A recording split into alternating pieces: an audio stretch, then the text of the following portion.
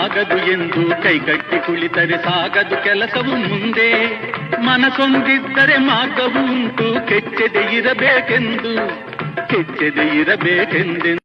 ಇವ್ರ ನೋಡ್ರಿ ಆ ಕೆಚ್ಚದೆಯ ವೀರ ಕಲ್ಲಪ್ಪ ಅಳಗೋಡಿ ಅಂತ ಹೇಳಿ ಬ್ಯಾಹಟ್ಟಿ ಊರಿಂದ ಸುಕ್ಷೇತ್ರ ಉಳುವಿಗೆ 150 ಕಿಲೋಮೀಟರ್ ಆಗ್ತತಿ. ಅಂತದ್ರಾಗ ಟ್ರ್ಯಾಕ್ಟರ್ ಟ್ರಾಲಿ ಸಮೇತ ರಿವರ್ಸ್ ತಗೊಂಡ್ ಬಂದಿದಾರ.